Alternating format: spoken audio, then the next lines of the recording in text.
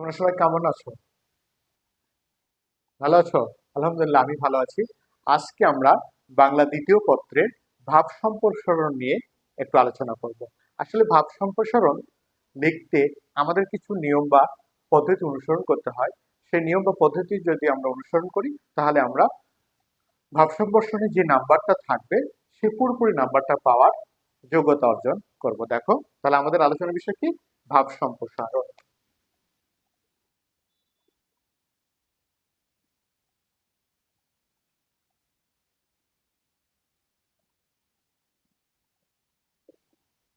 ভাব সম্প্রসারণ, এই ভাব সম্প্রসারণ করার ক্ষেত্রে ভাব সম্প্রসারণ অর্থাৎ কোনো গদ্যের যে লাইনটা থাকবে বা কোনো কবিতার যে লাইনটা থাকবে সেটাকে আমাদের সম্প্রসারণ করতে হবে। তার অন্তর্নিহিত যে গুণগুলো আছে, যে কথাগুলো আছে, সেগুলো বিশদ আকারে প্রকাশ করতে হবে। এটা হচ্ছে ভাব সম্প্রসারণ। ভাব সম্প্রসারণ লিখতে গেলে তিনটা প্রথমে তিনটা বিষয় গুরুত্ব দিতে হবে। দেখো, এক নাম্বার হচ্ছে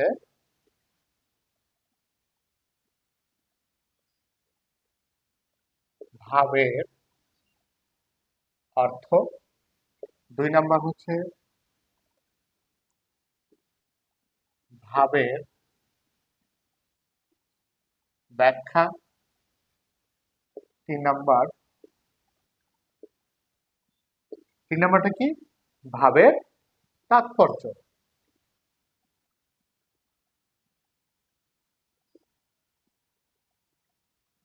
ভাবের তাৎপর্য প্রথমে কি? ভাবের অর্থ। যে ভাব সম্প্রসারণ, যে বাক্য বা যে কবিতার থেকে ভাব সম্প্রসারণটা আসবে সেটা কি চাচ্ছে, তার অর্থ, তারপরে তাকে ব্যাখ্যা করতে হবে, তারপরে তার তাৎপর্য আমাদের আলোচনা করতে হবে। তারপরে কি আমরা আরো কিছু করতে পারি? কি আলাদা আমরা তিনটি অনুচ্ছেদে এই ভাব সম্প্রসারণটা শেষ করতে পারি। চার নাম্বার কি? তিনটি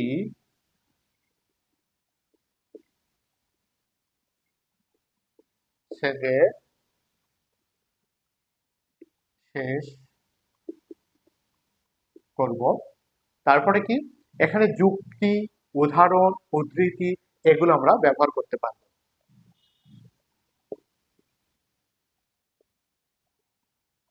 যুক্তি, উদাহরণ,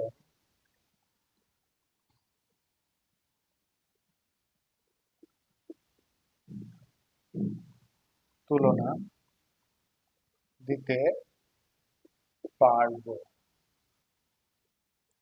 আর সর্বশেষ আমাদের ভাব সম্প্রসারণের ক্ষেত্রে আমরা কি করতে পারবো? দেখো, 6 নাম্বার 200 অব্দে বা 20টি বাক্যের মধ্যে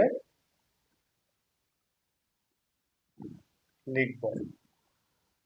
আমরা যে ভাব সমস্যাটা তৈরি করব সেখানে আমরা সর্বোচ্চ 200 শব্দর মধ্যে বা 20টি বাক্যের মধ্যে আমরা যদি ভাব সম্প্রসারণটা শেষ করতে পারি, তাহলে আমরা একটা স্ট্যান্ডার্ড বা আদর্শ একটা ভাব সম্প্রসারণ তৈরি করতে পারলাম বলে মনে হবে।